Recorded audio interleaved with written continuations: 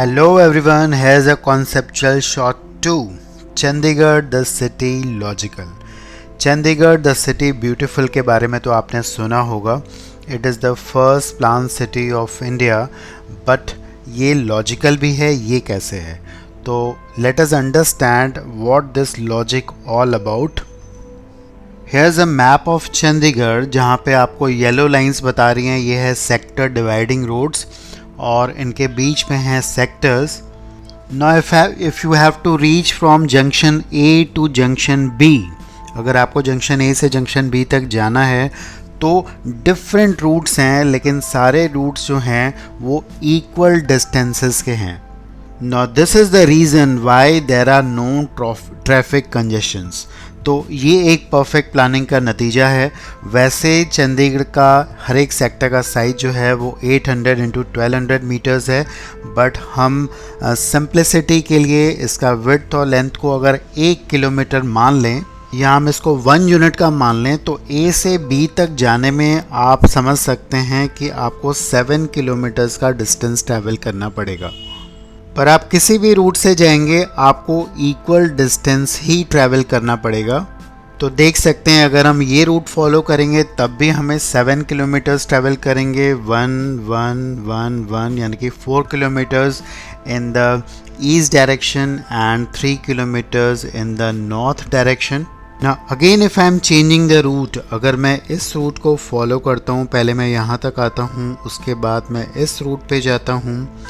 Again I am moving on this road, and again if I am moving from this road, you can again check it out, there are in total 7 kilometers. तो अगर हम minimum distance की बात करें तो सबका distance जो होगा वह 7 किलोमीटर्स होगा. So the question is all about reaching from A to B. So let us understand with the logic number of paths from A to B. A से B तक पहुंचने वाले कितने पाथ होंगे ये हम समझने वाले हैं इस conceptual shot में. Now let us assume we have only one sector. एक सेक्टर हमारे पास है और हमें diagonally opposite points तक पहुंचना है, यानी कि A से B तक पहुंचना है.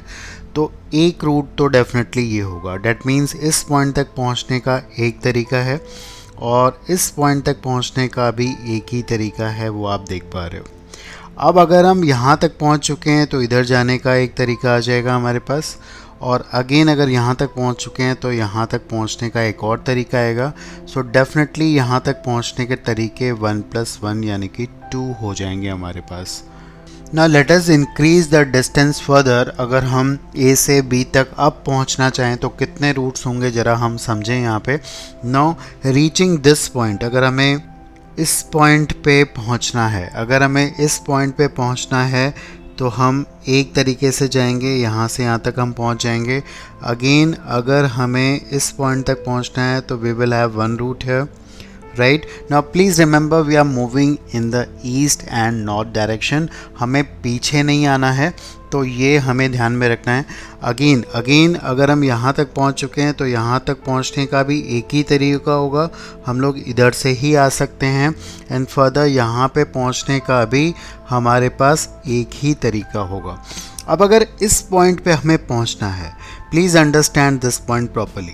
अगर हमें इस पॉइंट तक पहुंचना है, अब आप इसके पहले यहाँ पे एक ही तरीके से पहुंच चुके हो, इस पॉइंट पे एक तरीके से पहुंच चुके हो, इस पॉइंट पे एक तरीके से पहुंच चुके हो, तो इधर से भी पहुंच सकते हैं, इधर से भी पहुंच सकते हैं. तो यहाँ से पहुंचने के 2 वेज होंगे.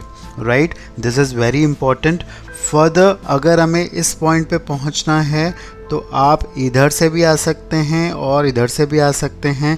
Now you have reach this point in 2 ways. यहाँ पे आप 2 तरीके से पहुँचे हो, यहाँ पे आप एक तरीके से, तो यहाँ पे आप 3 तरीके से पहुँच सकते हो. फर्दर यहाँ पे भी सिमिलरली आप 3 वे से पहुँचोगे. 2 तरीके इधर से आएंगे, एक तरीका इधर से होगा. यहाँ पे सिमिलरली हम एक तरीके से पहुँचेंगे. एंड फर्दर दिस पॉइंट, यहाँ से हम 3 तरीके, इधर से हम एक तरीका दें तो यहाँ पे 4 वेज से होगा.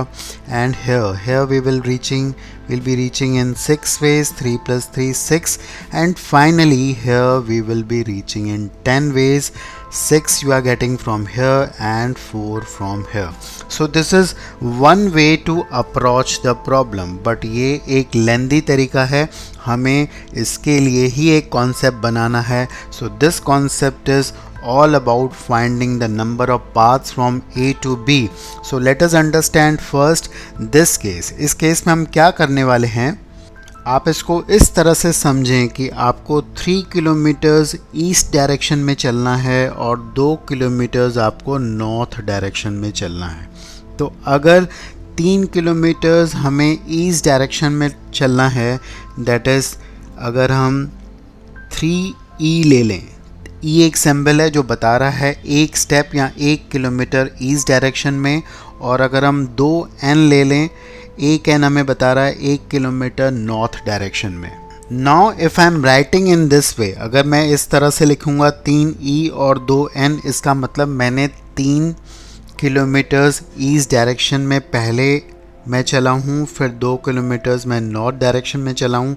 ये एक वे होगा, ये एक तरीका होगा यहाँ पहुँचने का. और अगेन अगर मैं इसको इस तरह से लिखता हूँ 2E 2N then 1E, that means we have followed this path. यहाँ पे ध्यान दीजिए, आप पहले 2 किलोमीटर्स ईस्ट डायरेक्शन में चले हो, अगेन 2 किलोमीटर्स आप नॉर्थ डायरेक्शन में चले हो, ये वाला रूट फॉलो कर रहे हैं हम, और अगेन आप 1 किलोमीटर ईस्ट डायरेक्शन में चले हो. सो इसका मतलब ये हो गया, इसका कॉन्सेप्ट ये हो गया कि हम द नंबर ऑफ वेज कितने तरीके से 3E और 2N को अरेंज कर सकते हैं.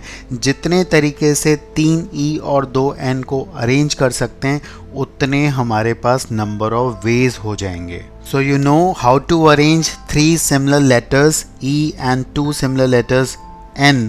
उसको अरेंज करने के तरीके हमारे हो जाएंगे factorial 5 upon factorial 3 into factorial 2, and this will give you 10. Now this is exactly same as here we have got 10 number of ways. तो इस तरह से हम इस क्वेश्चन को बहुत ईजी बना सकते हैं. So let us come here again. अगर हमें A से B तक पहुंचना है, if you have to reach from A to B, then you can see there are 4E you have to arrange. 4E you have to travel 4 kilometers in the east direction and 3N 3 kilometers in the north direction. So the number of ways will be definitely arranging these 7 letters. 4 are similar, 4 एक जैसे हैं, 3 एक जैसे हैं. इनको arrange करने का total तरीका होगा factorial 7 upon 4 factorial into 3 factorial, and if you calculate this value you will get this as 35. So I do hope you have understood this concept. Now if there is a one more question further, अगर हमारे पास यहाँ पे एक question और इसमें add up कर दें, that means if you have to reach from A to C, अगर आपको A से C तक पहुँचना है वो तो आप निकाल लोगे easily, but your friend is waiting eight B. आपका एक दोस्त B पे इंतज़ार कर रहा है और उसके बाद आपको C तक पहुंचना है आप दोनों को. So first you have to follow this path, you have to reach from A to B, you have to pick your friend. आपको अपने फ्रेंड को यहाँ से पिक करना है, and then again you have to travel to C. So how many ways will be there, you can easily get it here. आप A से B तक अगर पहुँचते हैं तो उसके लिए आपको तरीके लगते हैं कितने, आपको तरीके लगते हैं 35.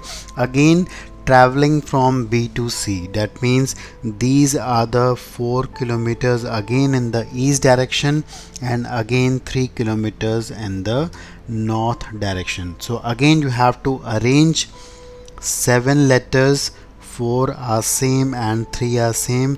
These can be arranged again in 35 ways. So the total number of ways here are 35 into 35. A very huge figure, बहुत बड़ी फिगर है. इसको हम पिछले वाले मेथड से नहीं कर सकते हैं, इसको हमने समझा है. So there are multiple problems which are based on this very important concept of arrangement.